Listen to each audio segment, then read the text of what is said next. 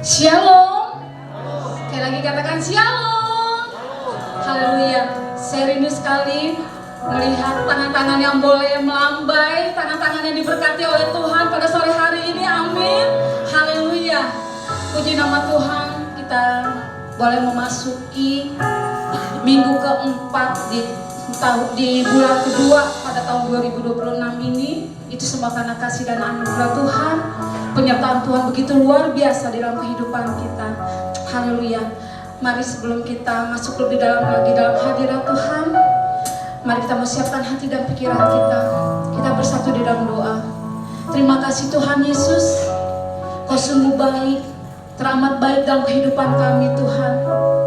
Tidak pernah sekalipun Tuhan Kau lewatkan Tuhan. Penyertaan-Mu begitu sempurna di dalam kehidupan kami Tuhan. Terima kasih Tuhan Yesus, kalau kami ada sebagaimana kami ada pada sore hari ini, itu semua karena kasih dan anugerah-Mu di dalam kehidupan kami Tuhan. Terima kasih Tuhan, Engkau memberkati setiap jemaat-Mu pada sore hari ini Tuhan. Yang sakit Tuhan boleh Tuhan sembuhkan, yang terbeban berat boleh Tuhan lepaskan, yang bersedih Tuhan boleh hiburkan Tuhan.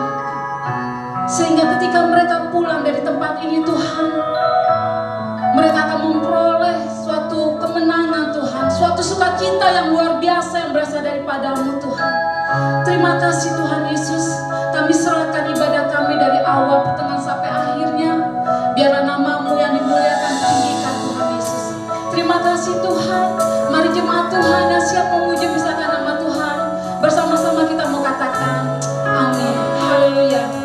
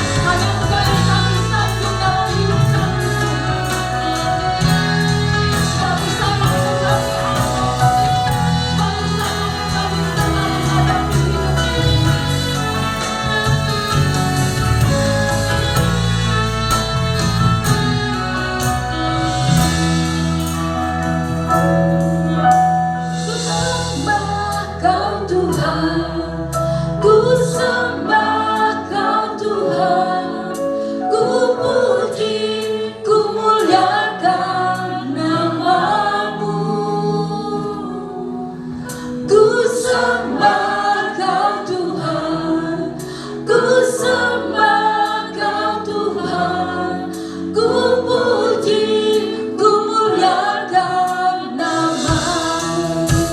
Mari jemaat Tuhan kita berdiri. Ku sembah Kau Tuhan, ku puji, ku muliakan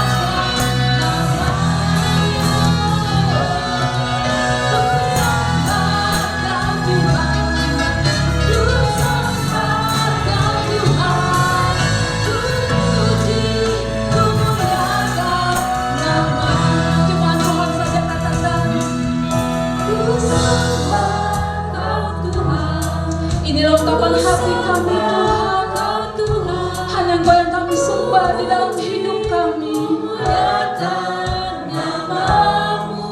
Haleluya Tuhan, ku sembah Kau Tuhan, ku sembah Kau Tuhan, ku puji, ku muliakan. Katakan bersama-sama, ku sembah Kau Tuhan, ku sembah Kau Tuhan.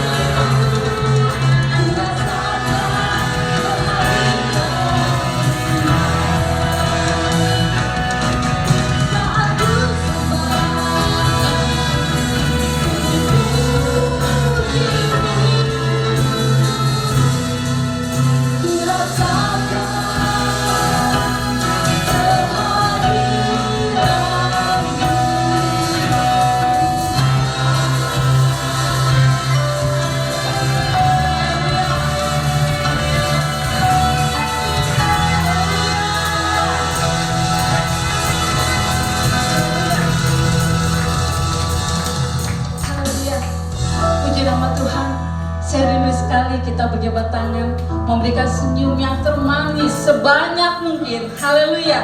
Katakan Tuhan Yesus memberkati.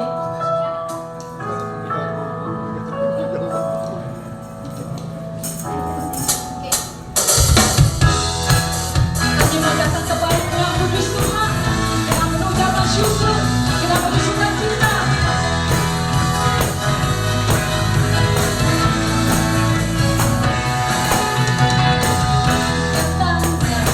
Terbaikkan dengan hati bersyukur.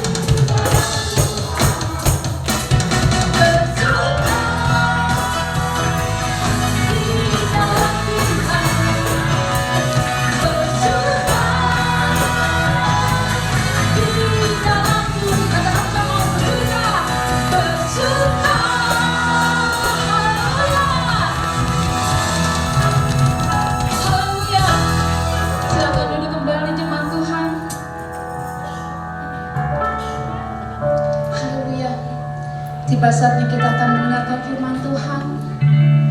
Mari kita mau siapkan hati dan pikiran Tuhan, sehingga ketika benih firman disampaikan pada sore hari ini, benih itu boleh menjadi tertanam, berbuah, menghasilkan buah-buah yang manis dalam kehidupan kita. Haleluya.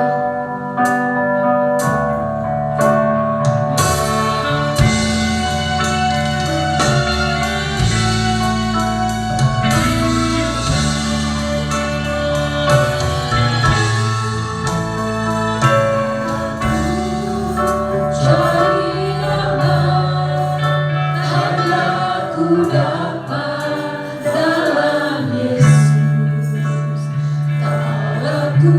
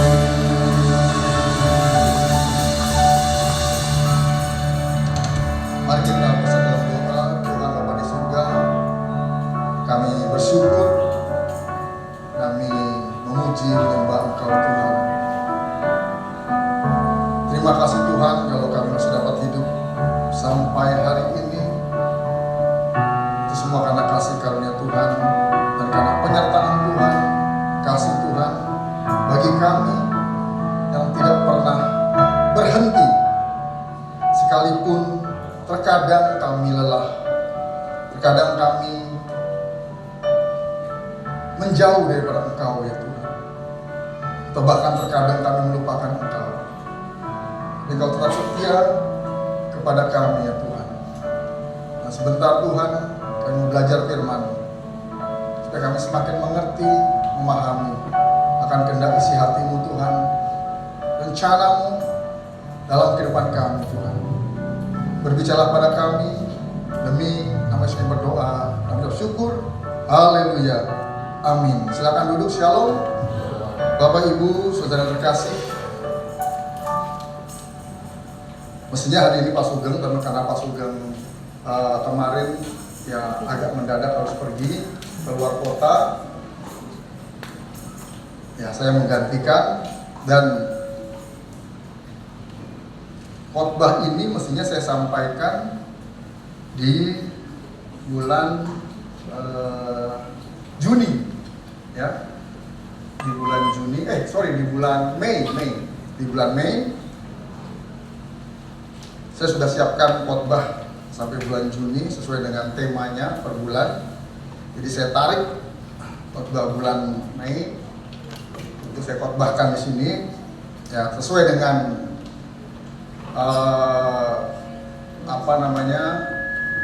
tema khotbah kita bulan ini adalah tentang keluarga. Nah, beberapa waktu lalu atau awal bulan ini saya mengikuti SMD atau Sidang Majelis Daerah Khusus Gembala, itu untuk Badan Pengerja Daerah Jawa Barat. Karena ya semuanya gereja kita sudah ditabiskan menjadi gereja lokal, sehingga saya wajib ikut ya SMD Gembala kemarin, dan juga kedepannya kegiatan-kegiatan yang dilakukan oleh baik sektor, perwil maupun daerah di Jawa Barat.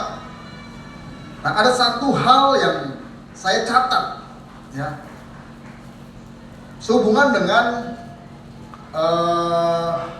tema tahun ini secara sinode Gereja Bethel Indonesia, yaitu tahun revival.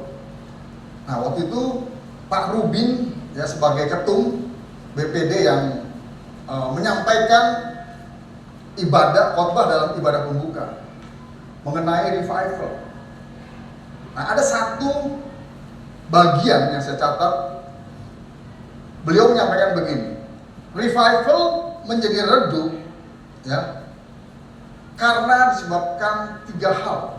Kebanyakan 3 hal ini menyebabkan revival menjadi redup, baik di gereja, baik di kota, baik di sebuah bangsa. Apa saja itu 3 hal yang bisa membuat revival itu menjadi redup atau kebangunan rohani yang sedang terjadi, sebuah kebangunan rohani, kegerakan, tapi kemudian ya menjadi redup. Yang pertama, karena salah dalam pengajaran. Ya. Jadi para pemimpin gereja, para gembala, para pengkhotbah, para pengajar mengajarkan hal yang salah. Entah itu bicara doktrin, entah itu bicara teologi. Kalau doktrin itu kan sesuai dengan gereja masing-masing atau sinode masing-masing. Tapi kalau teologi ini luas. Cuman ada saja orang yang salah dalam menafsirkan.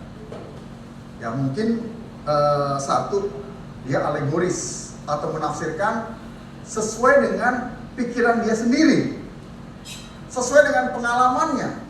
Tetapi ada juga salah tafsir karena ya salah sumber. Seperti itu. Makanya dalam hal menafsir itu nggak bisa main-main.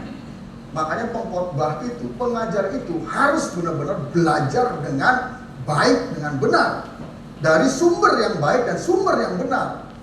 Karena kalau seorang pengkhotbah, pengajar tidak belajar dengan baik dan benar, maka dia akan mengajarkan hal yang tidak baik dan tidak benar. Makanya hati-hati dengan pengajaran dan hati-hati dengan kalau seorang itu melayani khotbah atau mengajar. Nah, contohnya di mana? Contohnya di Korea. Kita pernah dengar kan, Korea menjadi satu negara yang terjadi sebuah kebangunan rohani yang begitu signifikan. Akhirnya Korea menjadi boleh dibilang kiblat dalam kegerakan kerohanian. Waduh, pertumbuhan kekristenan, gereja dan segala macam. Banyak penginjil-penginjil, banyak pengkhotbah Korea datang ke Indonesia, yang salah satunya adalah pendeta Paul Yonggi-cho, atau sekarang David Yonggi-cho ya. Dari Paul diganti David.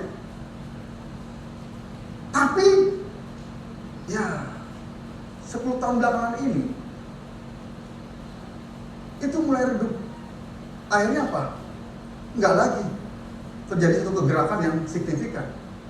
Sekalipun puji Tuhan masih ada sebagian yang masih giat, yang masih on fire. Tapi kebanyakan, terutama anak-anak mudanya sekarang sudah beralih dari Alkitab menjadi YouTube. Dari lagu-lagu rohani menjadi lagu-lagu K-pop. Dari tampilan yang rohani menjadi tampilan yang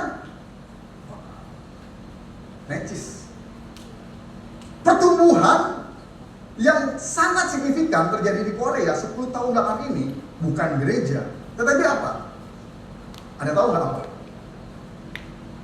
Ada 4.000 dalam 10 tahun. Bukan gereja. Ada yang tahu? Sekarang Korea itu jadi kiblat apa?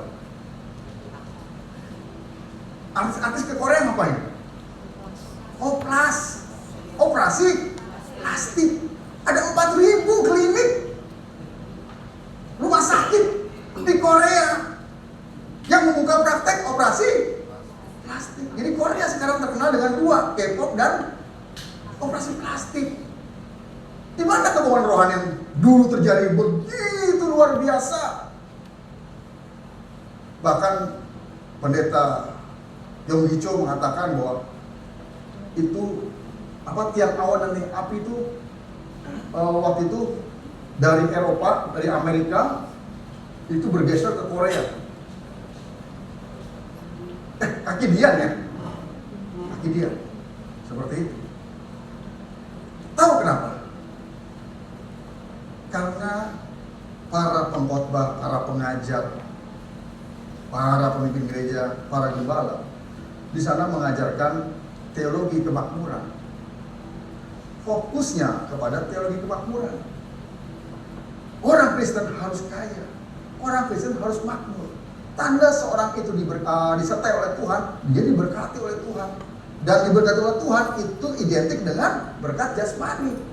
Semakin kaya semakin rohani, semakin tidak kaya semakin tidak rohani. Akibatnya apa? Memang pada waktu terjadinya revival itu perekonomian di Korea itu maju. Akibatnya begitu mereka sudah maju, mereka sudah makmur, mereka lupa Tuhan. Kenapa? Kan pengajarannya harus makmur. Ketika sudah makmur, selesai. Gak ada lagi yang mereka cari. Akibatnya apa? Mereka sudah merasakan kenyamanan. Udah gak ada lagi nih. Kita sudah capai kepada pengajaran, kepada visi, kepada mimpi yang diberikan oleh pengkhotbah-pengkhotbah, gembala-gembala, pengajar-pengajar dan pemimpin gereja di sana. Selesai sudah. Begitu sampai kemudian turun dan semakin turun. Yang kedua, contohnya adalah Yang kedua, itu tadi contoh yang pertama, ya. Revival menjadi redup karena salah pengajaran. Yang kedua, kenapa revival, sebuah kebangunan rohani bisa menjadi redup? Karena pemimpin atau gembala gereja atau atau keluarganya bermasalah. Masalahnya apa? Kebanyakan masalah uang, kebanyakan masalah seks, kebanyakan masalah ya kesombongan. Contohnya yang belum lama ini tersebar di YouTube dan memang sudah terkonfirmasi. Karena saya juga dapat info dari BPP, Badan Pekerja Pusat BBI. Mengenai apa? Sebuah gereja yang sangat maju, besar, terkenal, pernah jadi kiblat dalam praise and worship yang berasal dari Australia. Ada yang tahu siapa? Belum pasti tahu lah. Orang itu dulu jadi apa namanya, kiblatnya juga. Ada yang tahu?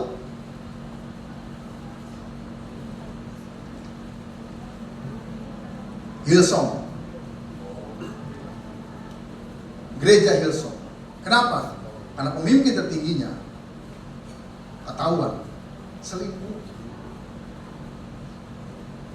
Selesai sudah. Dan ada beberapa lagi gereja-gereja yang anaknya juga bermasalah. Ya, entah anaknya ya berjudi, entah anaknya juga berzina, entah anaknya juga narkoba, dan bahkan anaknya LGBT. Kacau. Akhirnya redup. Yang ketiga apa? Yang pertama pengajaran, yang kedua pemimpin. Yang ketiga apa? Yang ketiga karena jemaatnya tidak lagi memiliki komitmen dan submission. Artinya apa? Ya, karena mungkin kebanyakan jajan. Dan ini banyak terjadi selama dan setelah masa COVID. Kenapa? Ada yang tahu nggak? Karena waktu COVID itu kan live streaming, itu kan YouTube banyak menyiarkan, ya apa ya kalau itu menyiarkan, bukan menyiarkan, apa namanya, menampilkan, menyajikan khotbah-khotbah, ibadah-ibadah dari segala gereja, segala aliran, segala macam. Akhirnya apa? Jemaat mulai tertarik ke sana, tertarik ke sini, mulai banding-bandingin dan segala macam. Kalau jemaat ini menonton ibadah di YouTube yang baik, yang benar, it's okay. Tapi ketika nonton yang sudah macam-macam,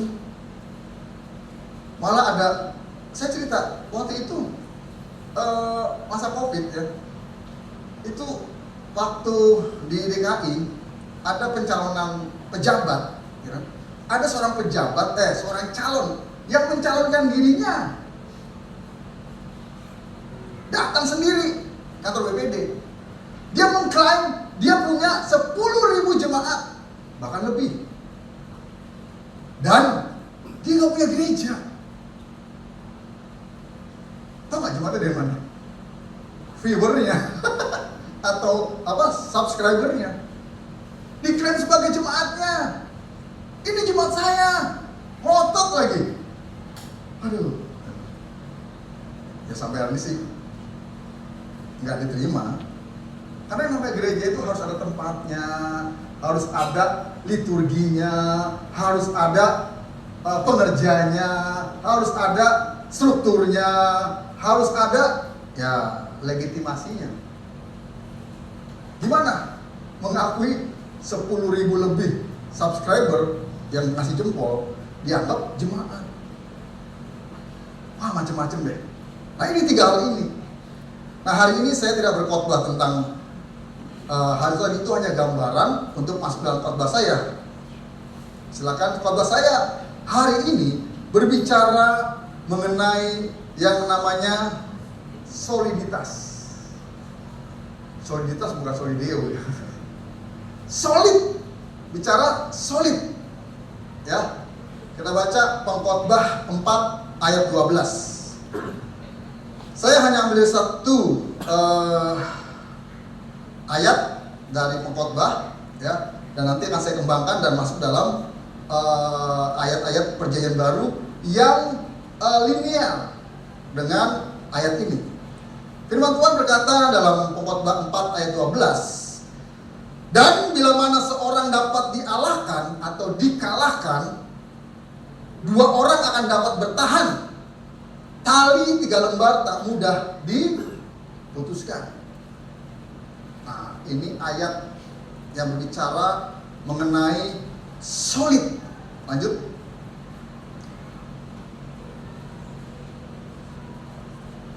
Definisi solid apa sih? Solid adalah, atau soliditas adalah istilah yang merujuk pada benda padat, kuat, kokoh, dan berbobot. Secara fisik, solid dicirikan oleh partikel yang tersusun rapat dalam struktur tetap, menghasilkan bentuk dan volume yang pasti. Yang masih SMA atau baru lulus SMA ini kira-kira pelajaran apa ya? Fisika atau kimia? Ayo. Nah, tapi ya A1 ya, A1 ya, atau A2 juga kan? Ibu bilang ini IPA. Ya, jadi secara teori itu benda yang padat, kuat, berbobot, solid ya. Terus menghasilkan bentuk dan volume yang pasti. Jadi ini benda padat nih. Seperti besi, seperti baja. Sebuah batu ternyata begini ya. Kan kalau kita lihat batu itu padat nggak? Padat kan? Tapi ternyata ketika dibakar dia bisa meledak. Kenapa? Karena ternyata di dalam batu itu ada rongga-rongga yang terisi oleh udara. Sehingga ketika dipanaskan udara itu akan mengembang, meledak batunya. Di situ. Nah itu kejadian tuh. Ketika orang lagi camping, ada di YouTube tuh. Lagi camping mereka bakar daging di atas batu. Wah, meledak batunya. Besi benda padat nggak? Lebih padat dari batu nggak? Ternyata juga besi ada rongga-rongganya. Kemudian maka diciptakan baja. Baja itu lebih padat lagi. Diciptakan lagi besi-besi yang lain. Kalau besi ya, bicara besi, saya cukup mengikuti ya, karena saya dulu suka dengan dunia persenjataan ya. Itu besi yang paling terbaik itu ada 2. Ada yang tahu? Satu dari Jepang, ya, yang dibuat katana itu pedang. Yang satu lagi dari Damaskus, yang dibuat pedang juga. Waktu dibuat, itu dipadetin, dipukul lagi dipanasin, dipukul lagi dipanasin, dipukul lagi dipanasin, terus sampai benar-benar padat. Sehingga apa? Kekerasannya, itu nggak gampang patah. Bahkan dia pukul tuh, dia sabet itu besi lain bisa putus. Kenapa? Karena kepadatannya. Di situ. Next. Nah, dari kata solid ya atau soliditas muncullah kata solidaritas. Apa itu solidaritas? Yaitu rasa persaudaraan, kebersamaan, dan kesetiakawanan yang mendorong individu atau kelompok untuk saling mendukung, membantu, dan merasa senasib sepenanggungan yang diwujudkan dalam tindakan nyata seperti gotong royong, saling menolong, terutama di tengah keberagaman. Ini adalah konsep sosial yang mengikat masyarakat didasarkan pada perasaan moral dan kepercayaan bersama, serta bertujuan menciptakan keharmonisan sosial dan mengatasi masalah bersama, bukan hanya memberi bantuan sesaat. Bagus ya, arti solidaritas ya. Pertanyaannya, kita punya nggak jiwa solidaritas? Next. Nah, waktu awal bulan saya berkhotbah tentang unity. Sekarang apa bedanya unity dengan solidaritas atau soliditas? Apa sih bedanya? Unity itu adalah kesatuan atau persatuan, merujuk pada keadaan menjadi satu kesatuan, memiliki tujuan yang sama, visi yang sama, dan rasa kebersamaan sebagai kesepakatan. Jadi ini kesatuan itu bukan identik dengan soliditas. Contohnya apa? NKRI. Apa singkatan NKRI? Kepanjangannya dari Negara Kesatuan Republik Indonesia. Kalau NKOTB dan tahu. Ini yang Gen X nih. Yang Gen Z nggak tahu. Apalagi yang Gen Alpha nih. Bapak tahu Pak NKOTB ya? Apa Pak? New Kid on the Block. Itu dulu grup vokal, grup musik ya, boy band waktu saya Bugem itu SMA. Ya. Nah, jadi NKRI itu negara kesatuan, ingat loh, negara kesatuan Republik Indonesia. Meskipun negara kita adalah negara kesatuan, tetapi masih terdapat konflik yang bisa memecah belah persatuan. Pertanyaan saya gini, memang negara kita NKRI itu sudah beres, nggak ada konflik di dalamnya. Ada nggak? Ada. Yang paling jelas di mana? Di Papua. Ya kan? Apa tuh? Dulu kan dibilang pengacau keamanan. Sekarang apa kelompoknya di Papua itu? Ya pemberontak lah, gitu kan? OPM, ya kan? OPM ya?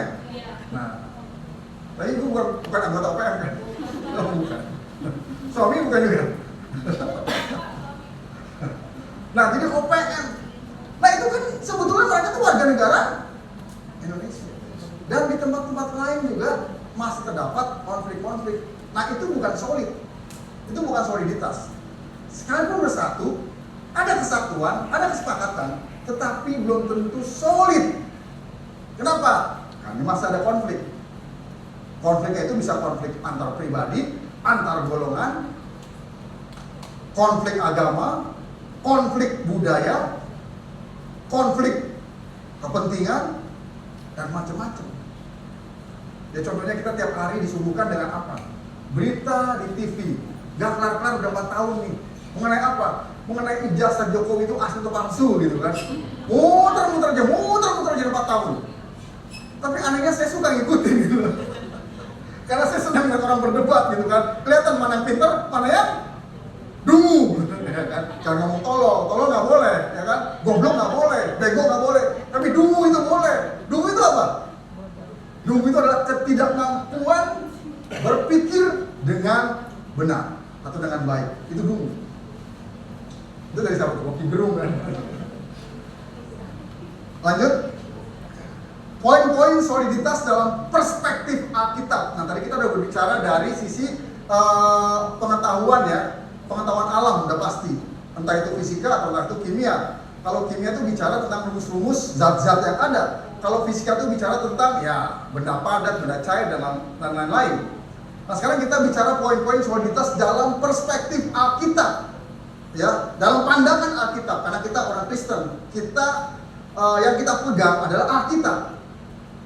Alkitab adalah otoritas tertinggi dalam gereja dan dalam kekristenan. Jadi kita harus tunduk dengan Alkitab. Dasar soliditas ya, Kristus dan firman-Nya. Matius 16 ayat 18 berkata, "Dan aku pun berkata kepadamu, engkau adalah Petrus atau batu kerikil. Dan di atas batu karang ini aku akan mendirikan jemaatku dan alam maut tidak akan menguasainya." Nah, kekokohan atau soliditas orang percaya tidak didasarkan pada kekuatan diri sendiri. Jadi jangan merasa ada yang kuat. Jangan merasa ada yang hebat. Jangan ada yang merasa paling pintar, paling jago, paling bisa, paling tahu semuanya. Kalau orang yang merasa dia paling tahu semuanya, namanya itu yang suka dibeli Bu Mary itu. ST, so tahu. ST, ya kan? Lanjut. Nah, batu karang yang teguh ini bicara iman Kristen harus dibangun di atas dasar yang kokoh, yaitu Yesus Kristus dan kebenaran firman. Jadi iman Kristen harus dibangun di atas dasar yang kokoh, yaitu Yesus Kristus dan kebenaran firman-Nya. Yang kedua, bicara dasar dan bangunan. Gereja yang sehat adalah gereja yang dibangun di atas dasar teologi yang benar, bukan sekedar emosi atau pengalaman. Nah itu tadi, maka saya membuka bicara salah satu yang membuat revival itu bisa redup karena salah pengajaran. Kenapa? Karena banyak pengajar, banyak pengkhotbah, banyak gembala, banyak pemimpin gereja itu mengajar berdasarkan karena emosi dia dan pengalaman dia. Mudi gitu. Dan ini nggak benar. Makanya ya nggak jarang pengkhotbah ada di atas yang marah-marah mulu. Pengkhotbah marah-marah mulu. Yang kedua, pengkhotbah nangis-nangis mulu gitu. Yang ketiga, pengkhotbah datar aja gitu. Atau sesuai pengalaman. Dia jadikan pengalaman dia sebagai teologi, sebagai doktrin gerejanya. Kalau saya misalkan membuat pengalaman saya, pengalaman hidup saya menjadi doktrin gereja, ya, maka setiap hari di gereja kita nih ada penglihatan, ada pengusiran roh jahat, ada perang, spiritual warfare, peperangan rohani terus. Kenapa? Karena pengalaman hidup saya 9 tahun saya hidup dalam okultisme, penyembahan berhala, berbicara kepada roh-roh jahat atau roh-roh yang waktu itu ya saya kerjasama, hopeng gitu loh. Saya disuruh dulu hopeng dengan roh jahat, dan saya nggak tahu itu roh jahat. Yang saya tahu, oh dia roh bentuknya ini, roh bentuknya itu, roh bentuknya ini. Saya bisa dapat kekuatan dari sini, dari sini. Kalau saya berdasarkan pengalaman. Makanya banyak yang tahu masa lalu saya waktu itu bilang begini, Pak, Bapak mestinya fokus pelayanan pelepasan gitu. Karena Bapak pengalaman dalam hal okultisme. Nggak bisa gitu. Karena Tuhan nggak tempatkan dan tidak kasih saya panggilan untuk itu, saya nggak mau berdasarkan pengalaman saya. Karena itu dulu kubangan saya. Makanya nggak perlu loh. Orang yang dulu narkoba harus melayani dalam pelayanan narkoba. Orang yang dulunya penzina harus melayani dalam hal, waduh, bicara tentang pasangan gitu kan segala macam. Enggak. Jangan berdasarkan pengalaman hidup kita. Kita mengajar, kita berkhotbah, kita membuat penafsiran teologi. Tapi apa kata firman Tuhan yang kita selidiki sesuai dengan ya ilmu tafsir yang ada. Apa itu penafsiran? Yang paling dasar adalah begini. Satu, ketika kita baca firman Tuhan, kita harus tahu teksnya. Bahasa aslinya apa? Karena kadang terjemahannya nggak tepat. Yang kedua, setelah bahasa asli apa? Konteksnya apa? Kenapa Alkitab dibikin perikop? Itu berbicara konteks. Seperti itu. Setelah konteks apa? Kita harus tahu nih sejarahnya nih. Kita harus tahu budayanya waktu itu. Kebiasaan waktu itu. Dan kita mesti juga gali lagi dari firman Tuhan yang sebagai referensi. Oh, firman Tuhan ini berbicara mengenai waktu zaman perjanjian lama. Seperti itu. Makanya ya hati-hatilah dalam mengajar, dalam berkhotbah. Next.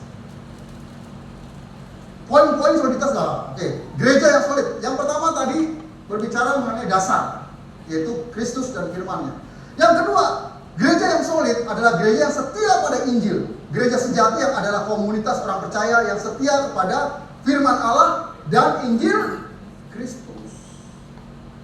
Makanya jangan mencampurkan pengajaran dengan pengajaran-pengajaran lain, dengan kitab-kitab lain, dengan adat istiadat, budaya, kepercayaan. Gak bisa, itu namanya sinkritisme. Pencampuran antara Injil dengan kebudayaan, dengan kepercayaan, dengan adat istiadat, dan lain-lain.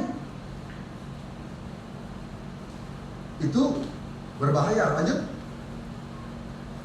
Pemberitaan firman yang murni, kesolidan gereja tercermin dalam pemberitaan firman Tuhan yang murni dan tidak dimodifikasi. Contohnya begini, ya, wah supaya persepuluhan itu masuk banyak, supaya persembahan masuk banyak, supaya jemaat suka memberi, mau memberi, lalu khotbahnya setiap minggu tentang uang, lalu dimodifikasi supaya jemaat tertarik. Akhirnya wow, saudara kalau sudah memberi 1.000, saudara akan dapat ganti 100 kali lipat. Berapa tuh? 100.000. Kalau saudara memberi 100.000, saudara akan mendapat 100 kali lipat. Berapa? 10 juta. Saudara memberi 1 juta, saudara mendapatkan 100 kali lipat. Berapa? 100 juta. Tertarik nggak? Namanya Tuhan, apa namanya tuh? Investasi. Ini kan perusahaan investasi. Makanya anak-anak muda nih jangan titip uang ke orang tua. Kenapa? Itu investasi bodong. Setelah masuk uangnya hilang. Nggak dapat bunganya, malah hilang. Kenapa? Dipakai.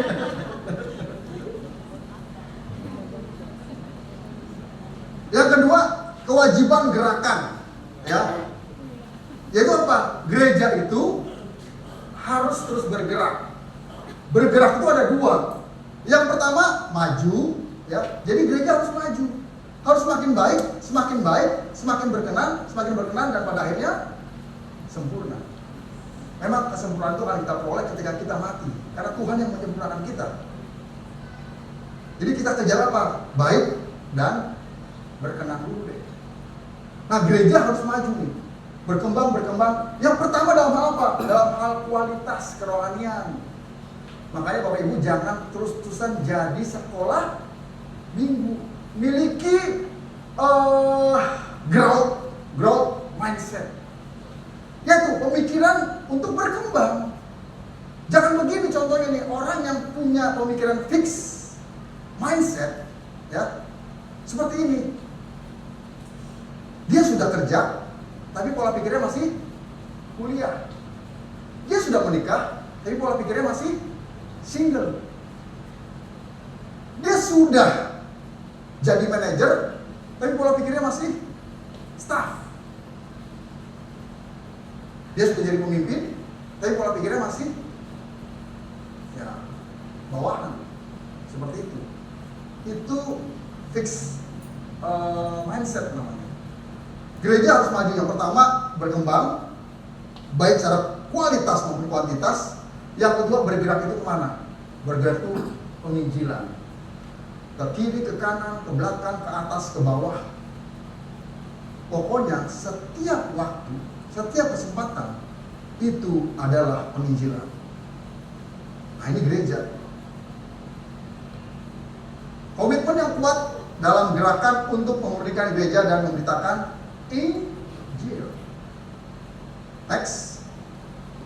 Poin A. Solid yang ketiga adalah solid dalam iman di tengah pergumulan. Ya. Siapa di sini gak punya pergumulan? Ada nggak? Yang hidupnya baik-baik saja. Aku hidup di dunia ingin tenang baik-baik saja. Kok bisa betul? Bersamamu aku bisa melewati itu. Bukan kamu ya jadi nanya. Itu lagu apa? Ada tahu nggak? Pasif ya, ada pasif. Emang orang begitu. Emang maunya hidup ini baik-baik saja, tenang-tenang saja. Tapi pertanyaan, Pak, Bu, apakah Bapak Ibu sehari saja pernah merasakan tenang? Hah? Pernah merasakan baik-baik saja? Pernah? Gak pernah. Karena di dunia ini tidak ada tempat yang membuat kita tenang. Di dunia ini gak ada tempat yang membuat kita baik-baik saja. Makanya jangan betah tinggal di dunia. Tapi saya tidak menganjurkan kita untuk bunuh diri atau untuk nekat di situ. Hiduplah sesuai firman Tuhan. Ketika kita mati, kita akan ada di tempat yang Tuhan sediakan, tempat yang damai, tempat yang tenang, tempat yang baik. Gak ada di dunia ini tempat yang baik dan tenang. Orang sekaya apapun dia tetap mikirin. Emang Elon Musk yang punya duit berapa? Berapa deh? 14 triliun ya? Elon Musk punya duit ribuan triliun. Emang hidupnya tenang? Kenapa? Karena tiba-tiba cuk, sahamnya bisa anjlok dan dia bisa kehilangan ribuan triliun. Gak tenang hidupnya. Tapi jadi pilih mana? Mau jadi bapak ibu yang sekarang atau Elon Musk yang punya duit belasan ribu triliun? Pengen jadi Elon Musk pasti kan? Padahal Elon Musk pikir, gue mau jadi seperti Pak Gatot, jadi gembala, hidupnya tenang aja gitu kan. Padahal saya bilang jadi gembala hidupnya tenang aja, ya kan? Setiap waktu bisa aja berita tring tring tring tring kering kering kering. Aduh Pak, saya begini Pak, saya begitu Pak. Seperti itu. Soliditas iman diuji ketika menghadapi ketakutan, kekhawatiran atau tantangan zaman. Iman kita solid nggak? Iman kita kuat nggak? Makanya firman Tuhan mengatakan gini, Yesus mengutip dari Shema Israel. Kasihilah Tuhan Allahmu dengan segenap hatimu, segenap akal budimu, segenap kekuatanmu. Tahu nggak arti segenap? Ada tahu arti segenap? Segenap itu utuh, solid, tidak ada ruang lagi untuk kita mengasihi yang lain selain Tuhan. Jadi kasih Tuhan dengan segenap hatimu, utuh seluruh hatimu, tidak ada bagian dalam hatimu, dalam hati kita mengasihi yang lain. Pak, kalau saya mengasihi pasangan saya boleh, tapi dalam Tuhan. Seperti itu. Karena kita nggak mungkin bisa mengasihi kalau di luar Tuhan. Terus berkata, di luar aku, kamu tidak dapat berbuat apa-apa. Lanjut. Menghadapi kekhawatiran, umat diajarkan untuk bersandar pada pemeliharaan Allah. Seperti seorang ayah mengajari anaknya sehingga tetap solid dan tidak goyah dalam iman. Kan Allah adalah Bapa kita. Saya sebagai gembala juga adalah Bapak. Dan bapak-bapak di sini yang punya anak adalah Bapak juga. Yang mengayomi, yang mengajari supaya apa? Supaya istri dan anak-anaknya itu tadi memiliki iman yang teguh, yang kuat, sehingga ketika badai, masalah menerpa, memang ada rasa khawatir, tapi tidak ketakutan. Dan bertahan sampai badai itu lewat. Karena badai pasti berlalu. Ada lagunya kan? Lagu Inggrisnya itu. Ketaatan dan kerendahan hati. Orang Kristen yang solid adalah mereka yang rendah hati, taat kepada Tuhan dan hidup murni sebagai garam dan terang dunia. Jadi ketaatan, ya kan, kerendahan hati itu menunjukkan kita sebagai orang Kristen yang solid, yang kuat, utuh, kokoh, tidak ada rongga, tidak ada bagian lain yang ada di hati kita, dalam pikiran kita selain Tuhan. Lanjut. Nah, berikutnya kesatuan yang solid, ya, true unity. Jadi kesatuan yang unity itu harus solid. Karena kesatuan tanpa soliditas itu akan pecah, akan hancur. Kesatuan Kristen sejati bukan sekedar kumpul bersama, kumpul-kumpul, fellowship, makan-makan, jalan-jalan, hahihi. Apalagi ada yang gosip, ngomongin orang lain, jelek-jelekin orang lain, fitnah, dan akhirnya memberontak. Kesatuan di dalam pengajaran yang benar. Nah ini saya tulis sedikit nih. Kebaca nggak nih? Baca. Ada 5 kelompok jemaat. Jadi gini, waktu saya mengikuti, sebenarnya ini akan saya khotbahkan nanti bulan Mei itu. Bulan Maret bulan depan. Jadi waktu saya ikut SMD kemarin di Jawa Barat, itu ada dari Bimas Kristen. Dimas Kristen orang Kristen. Wah, dia doktor. Wah, gelarnya panjang deh. Lalu dia membuat, dia mendapatkan atau dia membuat survei. Saya nggak lupa. Pokoknya dia punya survei ya yang menggambarkan ada 5 kelompok jemaat di dalam gereja. Sebenarnya ada slide-nya, tapi karena memang mau saya khotbahkan bulan depan, jadi saya hanya spill aja nih, ya kan? Ada 5 kelompok jemaat dalam sebuah gereja. Ada yang tahu nggak? Kalau yang tahu saya kasih bonus. Saya kasih bonus voucher makan siang atau makan malam di Gado-Gado Bongklo bersama Bu Iwan dan Ibu Ria. Karena mereka dapat vouchernya tuh. Kemarin kan tadi pagi waktu khotbah di Roxy, Daniel dan Mawan bilang, aduh makannya tuh paketnya itu kenyang bener gitu kan. Karena dapat nasi rames ya, itu pakai ayam sama pakai empal. Dapat minumnya 4 macam lagi. Ada teh, ada jeruk, ada es campur, sama ada air putih ya. Nah, itu udah kayak suguhan aja tuh, kopi pahit, kopi manis, teh pahit, teh manis, air putih, kembang 7 rupa. Dengan suasana yang, waduh, taplaknya warna merah jambu, ada lopet-lopet gitu kan. Ada, waduh, kalau malam dikasih lilin, makanya datangnya malam. Gitu. Dikasih lilin, tapi aku jagain lilin. Pak Iwannya pergi. Pura-pura dapet duit. Gitu. Nah, jadi jangan ya. Yang pertama apa? Kelompok pertama, yang paling banyak dalam gereja. Ada yang bisa tahu? Ini menurut survei dari Ketua Dimas Kristen Jawa Barat. Yang pertama adalah kritikus.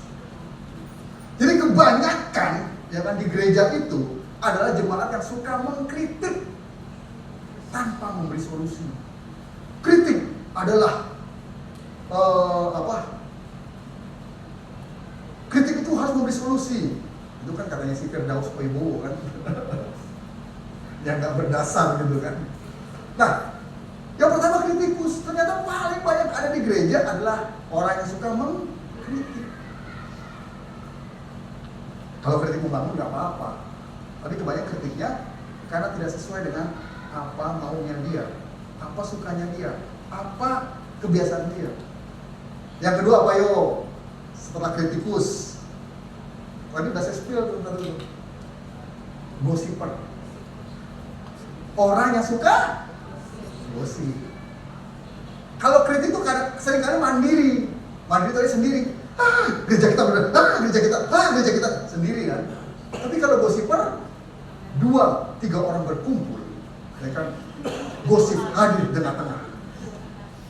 2-3 orang berkumpul, gosip hadir di tengah-tengah tuh. Karena gosip kalau mungkin sendiri kan.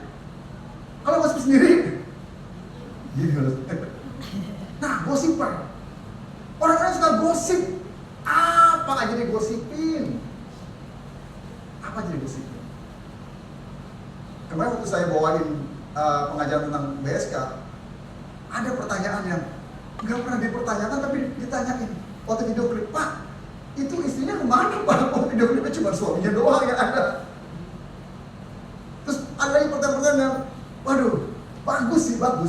Itu artinya kritis gitu kan. Bagusnya waktu membuat pengajaran itu atau materi itu saya terlibat. Jadi saya bisa jawab, memang di dalam video klip itu narasinya istrinya meninggal sehingga ayahnya, suaminya membesarkan anaknya sendiri. Pak, tadi Bapak ngajarin katanya seorang suami butuh istri Pak, butuh pendamping, penolong. Lah ini suaminya sendiri loh Pak, dari anaknya kecil sampai anaknya gede, dia sendiri loh Pak, gedein anaknya. Kok bisa Pak? Tanpa istri? Lalu, dan begitu. Saya jawabnya gimana? Di video itu anaknya laki-laki, bapaknya juga laki-laki. Jadi masih bisa lah seorang bapak membesarkan anak laki-laki. Kecuali seorang bapak besarin anak perempuan. Nah begitu anak perempuan nanya hal-hal yang nggak pernah terjadi pada diri bapak, ini gimana? Ya kan bingung kan? Atau seorang ibu besarin anaknya yang besar, yang laki-laki. Bisa, tapi kurang maksimal. Tapi ini bicaranya tentang bapak yang besarin anaknya. Karena kan Katanya pria butuh penolong, butuh pendamping. Ternyata bisa tuh, berarti kita nggak butuh dong istri. Waduh, jadi ke situ. Wah, gawat nih. Kenapa Pak? Istri Bapak bermasalah, gitu aja. Yang ketiga apa? Setelah kritikus, gosiper, yang ketiga apa? Ini yang pasti Bapak Ibu juga suka. Masuk golongan ini paling banyak nih, di jemaat sini, di jemaat malam. Yaitu jemaat yang sukanya fellowship, sukanya jalan-jalan, kumpul-kumpul, makan-makan, hehehe, ketawa-ketiwi. Itu ternyata ini nomor 3 nih terbesar nih dalam sebuah gereja, yang suka jalan-jalan, suka kumpul-kumpul. Nah yang keempat, yang paling kecil kelompoknya, jadi makin kecil ya, makin kecil nih. Yang keempat apa? Kelompok jemaat yang suka melayani. Itu keempat terkecil. Jadi ternyata banyak jemaat yang malas pelayanan. Tapi gereja kita kayaknya enggak ya. Buktinya kan singgur aja tambah jadi 3, pengungsi tambah jadi 6, ya kan? Apa namanya nih? Multimedia tambah jadi 2. Cuman Asyar nggak ada nih. Jadi tadi saya sama ngomong jadi Asyar tuh di depan tuh. Ya, coba Pak Randy nih Asyarnya diatur. Ya, Asyar harus dandan yang rapi, senyum yang manis gitu kan. Salam senyum, salam dan sapa. Senyum dulu. Shalom, apa kabar? Silahkan masuk. Bu, Pak, mau minum apa? Mau pesan makanan apa? Nanti setelah ibadah pesan sendiri di depan Pak, ada restoran Pak. Seperti itu. Jadi orang yang suka melayani itu terkecil setelah fellowship, gosip, dan kritik. Nah sekarang paling kecil, kelompok kelima, yang paling kecil di gereja, apa kira-kira coba? Kritikus sudah, gosiper sudah, fellowship sudah, melayani sudah, yang paling terkecil di gereja. Jemaat yang suka memberi. Ternyata banyak jemaat yang pelit, nggak mau memberi. Loh, ini survei loh. Nanti minggu depan nih saya khotbah, saya tunjukin nih. Itu bukan dari saya loh. Itu Ketua Bimas Kristen Jakarta, Jawa Barat. Ya, saya namanya lupa. Gitu. Orang Batak juga tuh. Nah, itu ternyata yang paling sedikit ada di gereja adalah jemaat, kelompok jemaat yang suka memberi. Ya, Bapak Ibu, Saudari ada di kelompok yang mana? Kritikus, gosiper, fellowship, yang nggak suka melayani atau nggak suka memberi. Pak, saya ada kelompok yang satu lagi Pak, apa? Ya apalah itu. Lanjut. Nah sekarang ayat-ayat pendukung. Nah ini udah mau habis nih khotbah saya ini. Kan nggak ada ini ya, nggak ada perjamuan kudus kan. Jadi saya bisa pakai perjamuan kudus 15 menit untuk taman khotbah kan. Biasanya khotbah 1 jam, ditambah lagi 15 menit gitu kan. Aduh. Nah ayat pendukung ya dari ayat tadi, kalau satu orang bisa dikalahkan, 2 orang susah untuk dikalahkan. Tali 3 ikat itu susah untuk diputuskan.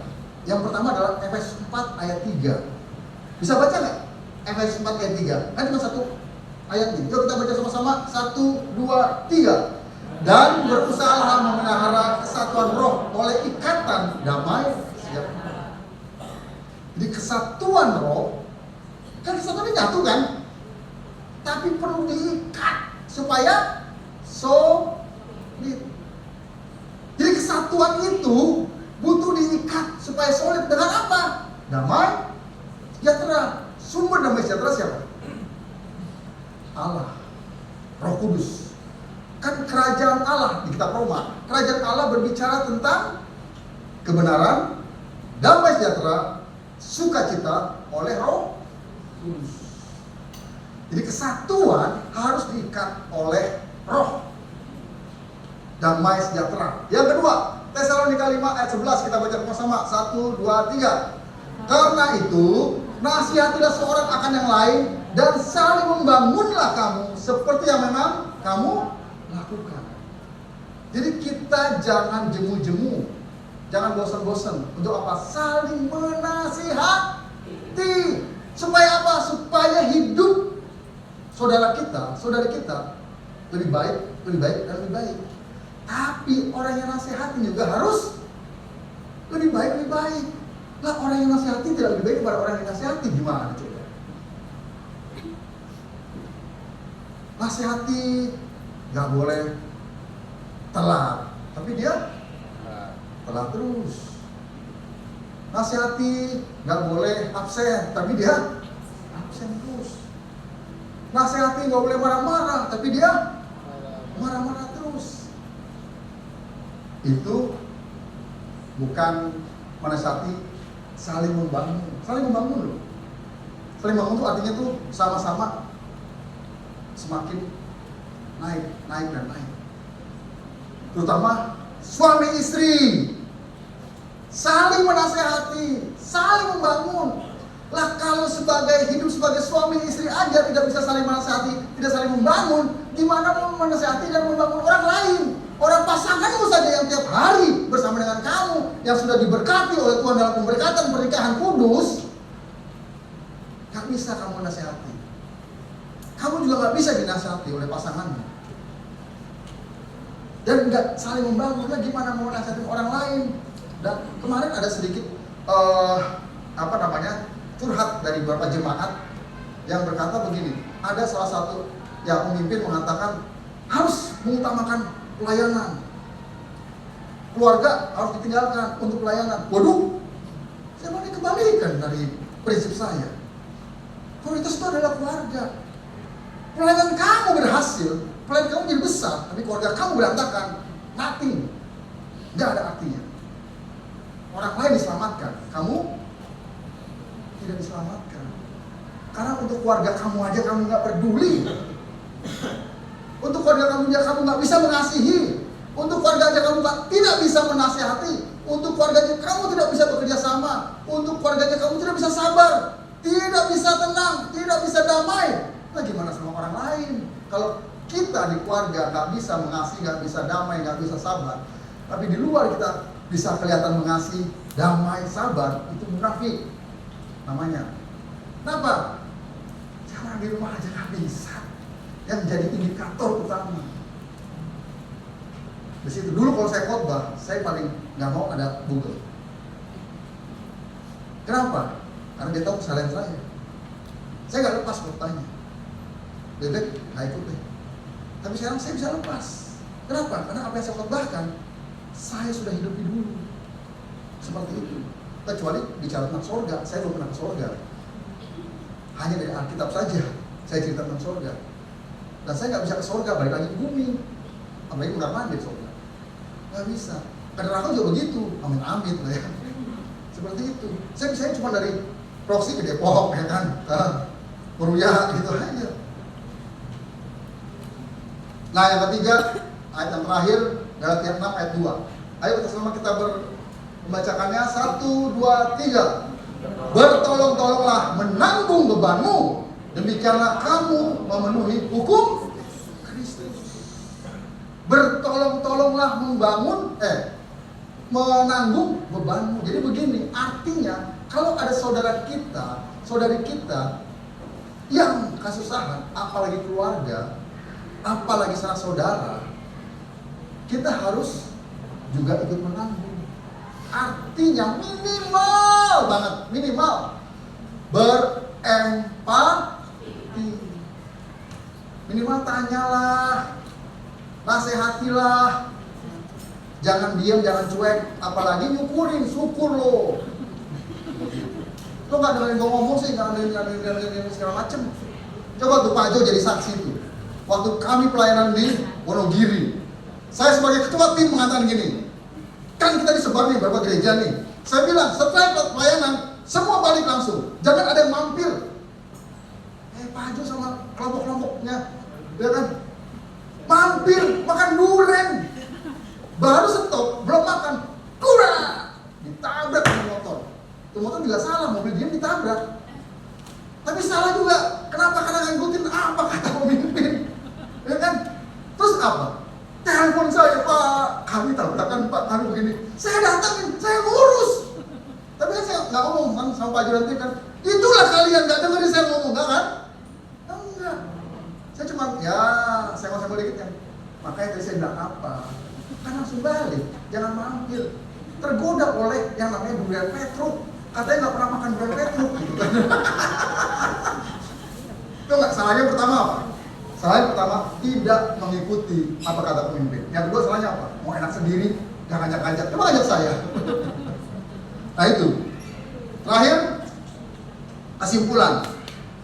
Menjadi solid adalah panggilan untuk berakar, bertumbuh dan berbuah dalam firman, taat dan setia kepada Allah, giat dalam memberitakan Injil dan hidup bersandar pada kedaulatan Allah dalam persekutuan jemaat di tengah dunia yang semakin jahat. Dunia kan semakin jahat, ya. Kita nggak bisa menghadapi dunia sendiri, nggak bisa.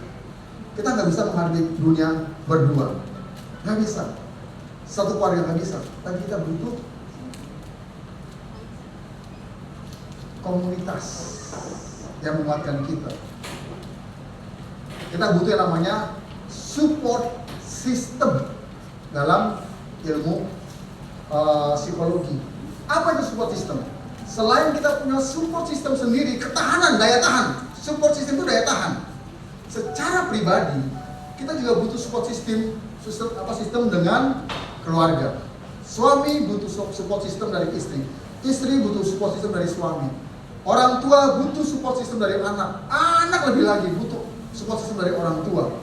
Keluarga butuh support system dari keluarga lain. Jemaat butuh support system dari jemaat yang lain. Sehingga akhirnya kita menjadi satu kesatuan yang solid, yang tidak bisa digoyahkan oleh apapun. Kenapa? Karena kita sudah terikat dalam roh, yaitu Roh Kudus. Sehingga dunia nggak bisa memisahkan kita dari Allah. Amin. Kita tundukkan kepala dan kita berdoa. Tuhan Bapa di surga, kami bersyukur untuk firman-Mu, untuk pengajaran, pelajaran yang sudah kami terima, yang buat kami semakin mengerti, memahami akan kebenaran firman-Mu, akan bagaimana seharusnya kami hidup. Kami punya tanggung jawab secara pribadi, yaitu hubungan dengan Engkau. Dan kami juga punya tanggung jawab di dalam keluarga. Bagaimana hubungan kami dengan pasangan kami, suami dengan istri, istri dengan suami. Bagaimana hubungan orang tua dengan anak, anak dengan orang tua. Dan kami juga punya tanggung jawab di dalam persekutuan, komunitas sebagai umat Tuhan, di dalam jemaat gereja ini Tuhan. Dan terlebih lagi Tuhan, kami juga punya tanggung jawab dalam hubungan dengan sesama anak-anakmu, sesama umatmu, dengan gereja-gereja lain, baik dalam satu sinode maupun lintas sinode ya Tuhan. Dan kami juga punya tanggung jawab Tuhan, supaya orang yang belum mengenal Engkau, orang yang belum percaya, orang yang belum menerima Engkau, setidaknya mereka sudah mendengar akan Injil, dan setidaknya mereka melihat kasih-Mu, kebenaran Injil itu melalui kehidupan kami. Terima kasih Tuhan, kami menyerahkan hidup kami secara pribadi, keluarga kami, gereja kami Tuhan ke dalam tangan. Demi nama Yesus kami berdoa, nama ucap syukur, haleluya, amin, puji Tuhan.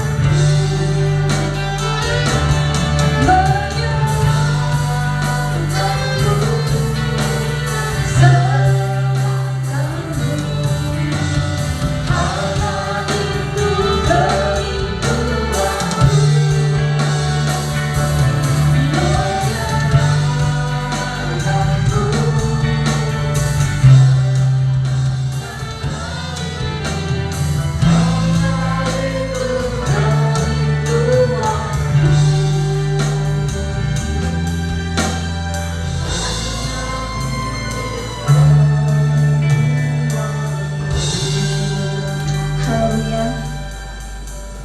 Tiba saatnya kita akan memberikan persembahan. Saya mengundang yang bertugas untuk maju ke depan.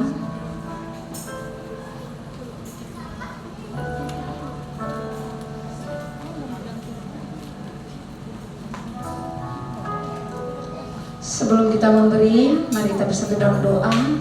Segala pujian, segala hormat, dan segala kemuliaan bagi nama-Mu Tuhan. Kami sungguh mengucap syukur Tuhan, terima kasih buat firman-Mu Tuhan yang begitu menguatkan di dalam kehidupan kami Tuhan. Biarlah Tuhan melalui firman-Mu pada sore hari ini Tuhan, kami mau belajar Tuhan Yesus, untuk kami lebih lagi Tuhan, untuk diperbaharui Tuhan di dalam kehidupan kami, sehingga kami boleh menjadi serupa dan segambar dengan-Mu Tuhan. Terima kasih Tuhan Yesus. Tiba saatnya Tuhan kami akan memberikan persembahan. Sebelumnya Tuhan Yesus, Tuhan suci kuduskan Tuhan. Biarlah Tuhan persembahan ini boleh menjadi dupa yang harum di hadapan-Mu. Dan untuk jemaat yang boleh memberi pada sore hari ini, biarlah Tuhan Yesus memberkatinya di dalam kehidupan. Dan bagi yang belum memberi juga Tuhan memberkati dengan hal yang sama. Terima kasih Tuhan Yesus. Mari jemaat Tuhan yang siap untuk memberi, bersama-sama kita katakan amin. Haleluya. Sambil memberi kita mau angkat pujian yang bawah.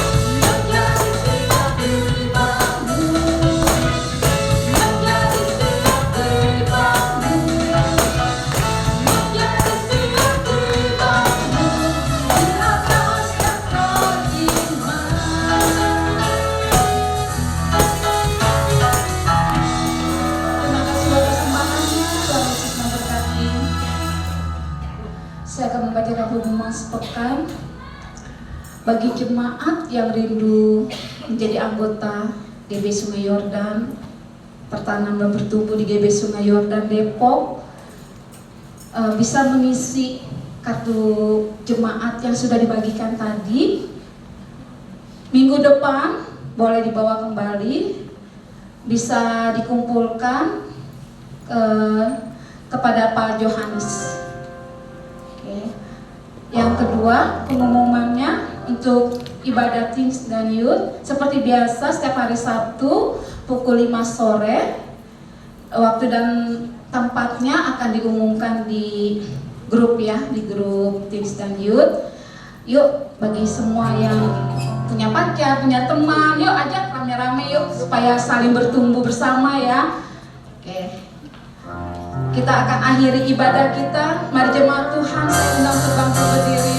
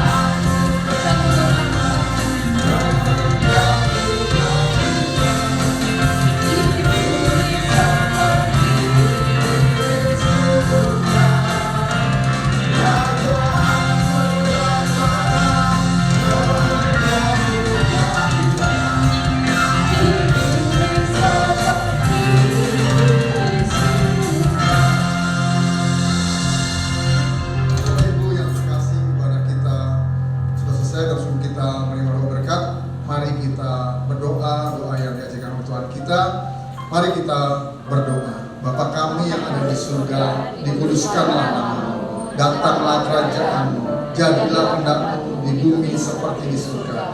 Berikanlah kepada kami pada hari ini makanan kami yang secukupnya, dan ampunilah kami akan kesalahan kami, seperti kami juga mengampuni orang yang bersalah kepada kami. Dan janganlah membawa kami ke dalam pencobaan, tetapi lepaskanlah kami daripada yang jahat, karena Engkaulah yang mempunyai kerajaan dan kuasa dan kemuliaan sampai selama-lamanya. Amin.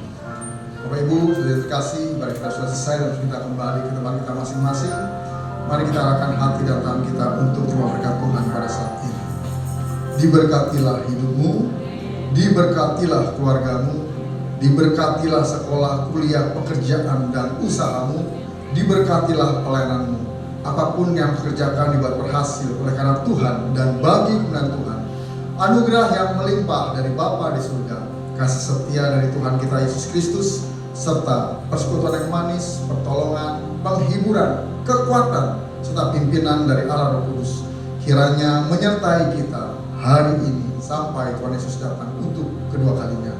Terimalah berkat ini dan jadilah berkat dimanapun kita berada. Semua yang percaya dan terima berkat, sama-sama kita katakan amin. Tuhan berkati.